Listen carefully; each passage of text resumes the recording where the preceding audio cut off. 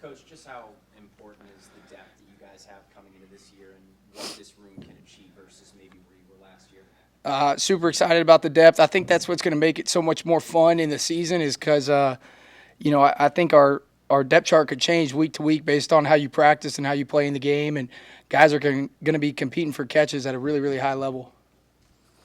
Hey, what have you seen out of Junior and Bonner so far? He's moved around a little bit, but he seems to be a big part of the offense. Yes, you could kind of tell my face lit up a little bit talking about him.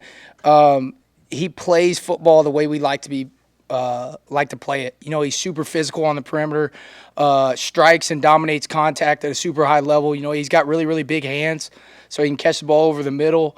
Fearless type of guy, so he wants to stick his nose in there, and he's an unbelievable teammate. He'll do whatever it takes to win. I know you're excited about getting Malachi back and just his physical presence on the perimeter. What have you seen out of him and just, your blocking, the blocking piece of it for you guys? Right. Yeah. I mean, he's such a big physical presence. I think he's came in today at over 200 pounds. Still want him to trend in the right direction of gaining weight and getting back to some heavier playing weight. But he's doing a really good job. And you see his kind of physicality transitioning into his route running, which I think is super impressive. You're talking about a big guy. You can win at the top of the route being physical. So that's been really, really exciting with him. Hey, Garret, how do you feel about having Carter Nelson in your room? Oh, he's awesome. He coming from 8-man football, small town. I think I've been most impressed with just how he fits into the room. His personality, his competitiveness. In the recruiting process, we got to watch him play a few times. Got to watch him play basketball, and I didn't really realize, how explosive of an athlete he really is. Right? Obviously, you see him pole vaulting 19 feet and all that crazy stuff, but. Man, he's an explosive athlete. He's dominant on the perimeter, a lot like Janirin when it comes to blocking. But he's a competitor. He wants to compete. What was your challenge or your challenges to Ja'Cory this camp after a really successful spring game? I think his biggest challenge is make the routine plays routinely. Because you'll see him, he flashes, he pops. He's special with the football in his hands. But also, I just want to see him run a snap route, get his depth, throw the guy by at the top of the route, and go win on third down.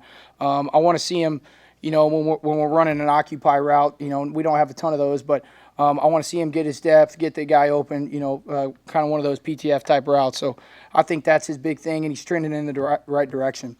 Hey, when you guys moved Carter Nelson to receiver, whose idea was that, and has it been much of a transition for you at all to bring him in there? Not much of a transition. That was Coach Rule and Coach Sat. I think it was just, what's the best way to get him on the field the fastest, and learning our offense and, playing the position he's playing. He can almost get cross-trained a little bit, playing both in the slot, outside, and, in line at tight end. So he, year one, it's going to be a lot of jack of all trade type plays for him. I'm sure, when you guys brought in Banks, Nagel, or everybody else in the room had to know you were bringing them in for a reason, right? They're seniors. Mm-hmm. How have you seen some of those players adjust to the fact that these two guys are good, they're probably going to play a lot, and as a result, some guys have to step their game up? I think it's been awesome.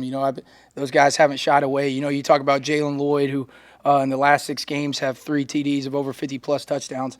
And then, Malachi has the big catch versus Northwestern that helps us win that ball game. But both of those guys, all they've done is just rise to the occasion and competed with the best of them. I think that's the whole room is just there's a standard that's being raised every single day. And Isaiah and Jamal are kind of leading that charge, both from a physical standpoint but also a mental standpoint. How do you like how Keelan Smith's going to fit in? Oh, he's done an unbelievable job, in the weight room with Corey, in nutrition with Miss Kristen. He's about 210 pounds right now, so he's a big physical player. He's smooth, savvy football player. He's got unbelievable ball skills, catches it in front of his eyes. He's just another one of those guys, kind of like Ja'Cory, of that freshman football, 18 years old playing in front of 93,000. It's a lot on a guy, but we just want you to go in there, do your job, make the routine plays routinely. Garret, is this a totally different camp experience for you this year? I mean, last year with the youth and experience you had in your room, and now just the experience you do that? A little bit. We're still in Selleck, so that's the constant. The boys are having fun with that. I saw them play cards the other day. That was kind of cool, seeing that camaraderie. It's a totally different room, both from a confidence standpoint, and I think that came a lot from some experience that got brought into the room, experience from last year, and then also just what I can't say it enough, Coach Campbell and Miss Kristen and what they've done. Just you look at them, their bodies are changing. Jalen Lloyd's at 179 right now. Last year he played probably 10 pounds lighter than that, so that's huge confidence when you look in the mirror and you see a bigger man. It's been almost a year since IGC got hurt. Just how have you seen him bounce back after such a long time away from football? Probably one of the proudest moments as a coach. That's a lonely deal.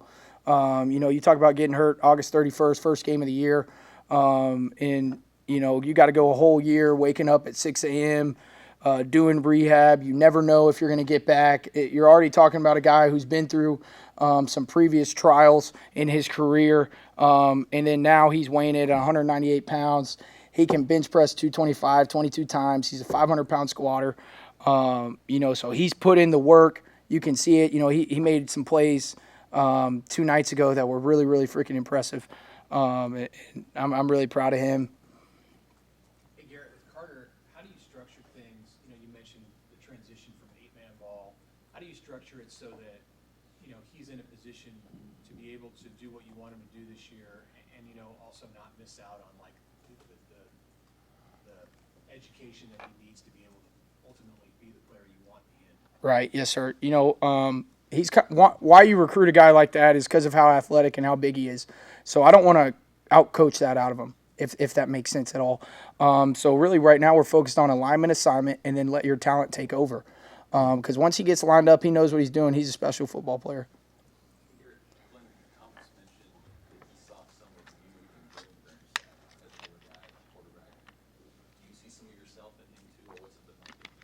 Oh, shoot, he's a way better football player than me.